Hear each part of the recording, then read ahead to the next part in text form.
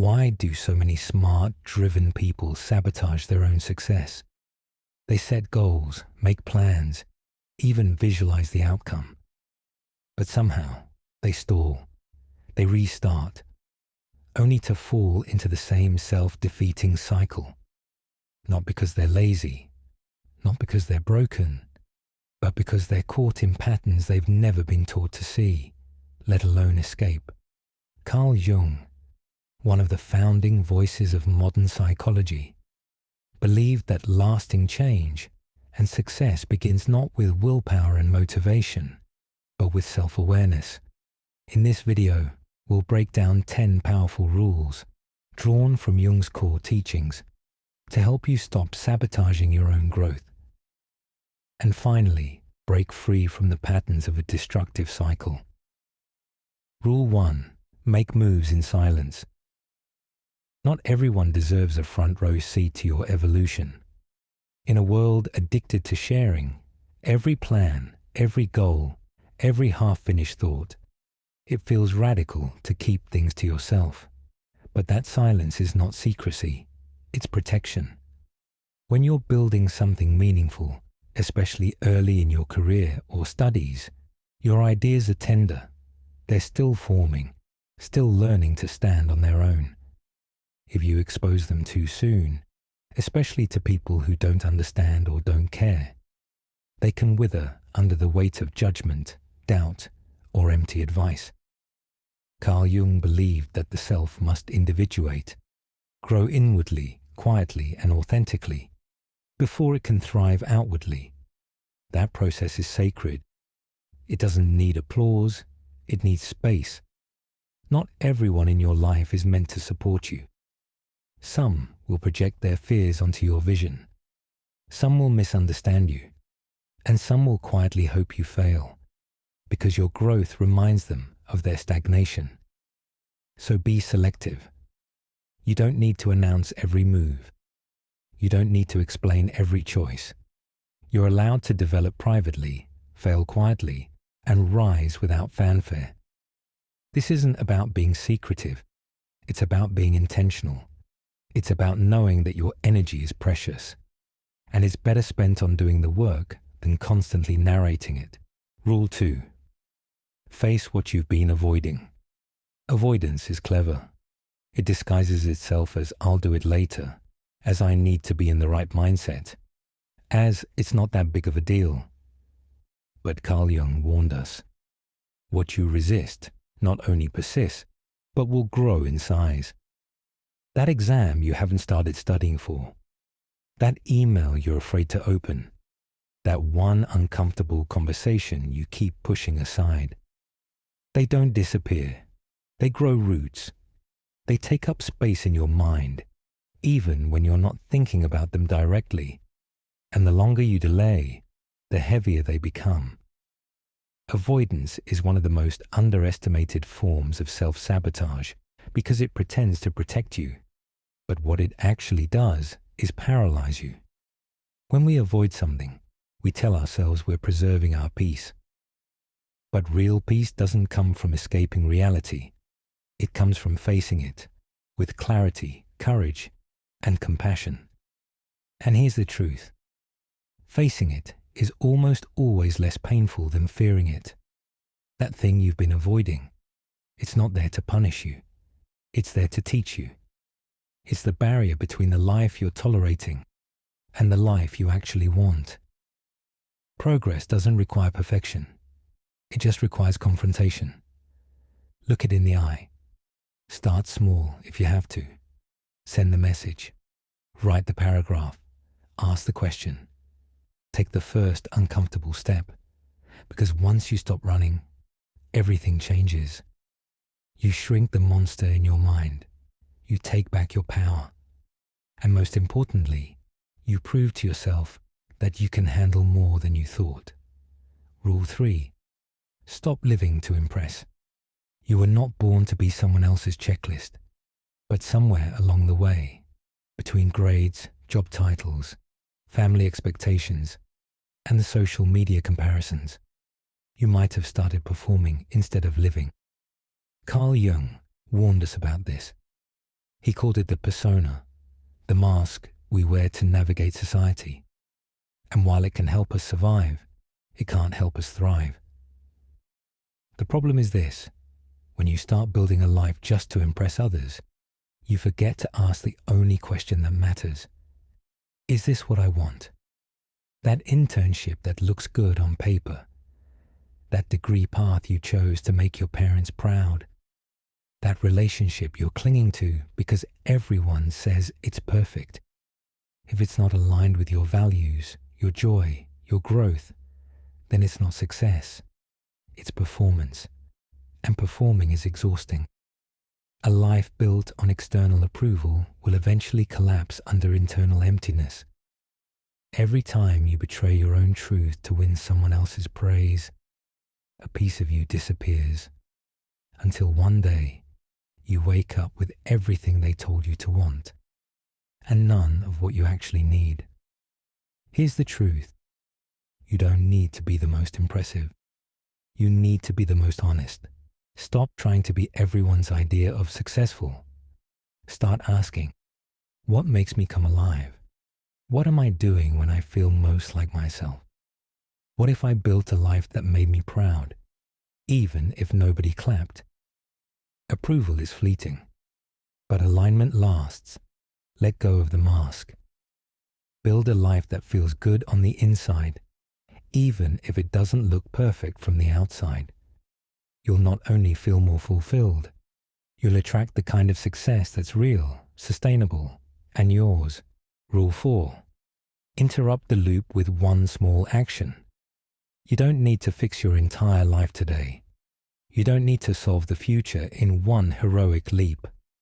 What you need, what actually works, is one small, deliberate action. When we're overwhelmed, our minds tend to spiral. We think in all or nothing terms. We say things like, I have too much to do, so I'll do nothing. But in Jungian terms, paralysis is often a symptom of inner fragmentation, when our thoughts, fears, and desires are pulling in opposite directions. The antidote: integration through movement.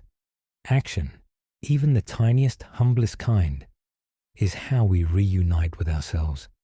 Send one email, open one tab, and apply to one job. Clean just one corner of your room. Study for 15 minutes instead of dreading 5 hours.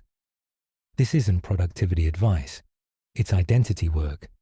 Because as Jung wrote, you are what you do, not what you intend. Your mind can dream, but your actions decide who you become. Most people wait until they feel ready, but readiness is a result of movement, not a prerequisite for it. You don't break cycles by thinking harder.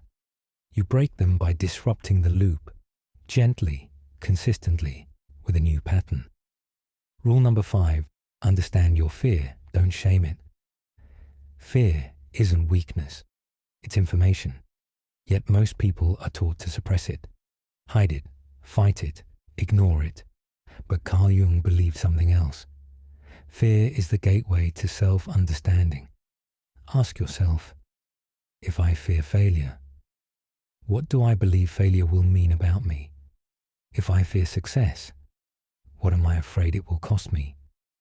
Fear often points to a belief you haven't confronted yet. Maybe you fear rejection, or disappointing someone, or that if you finally try, you might realize you're not enough. But none of that is truth. It's unexamined narrative. Instead of avoiding the fear, turn toward it, study it, question it, because what we understand, we can master. You don't overcome fear by pretending it isn't there. You overcome it by listening to what it's trying to say. Don't silence your fear. Decode it. There's power on the other side.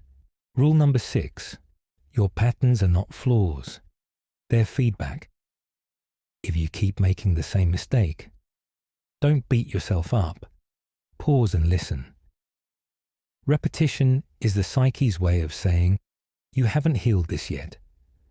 Carl Jung believed the unconscious will keep surfacing until we bring it into the light. So when you find yourself stuck in a loop, dating the same kind of people, procrastinating again, quitting halfway, don't ask, what's wrong with me? Ask, what am I still trying to learn? Maybe you're still learning boundaries, or that love doesn't have to be earned, or that your worth isn't tied to achievement. Whatever it is, your patterns aren't punishing you. They're guiding you. And when you stop judging them and start listening to them, everything begins to shift.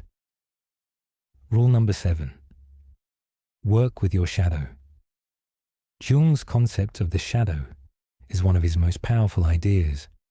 It's all the parts of yourself you repress, deny, or feel ashamed of.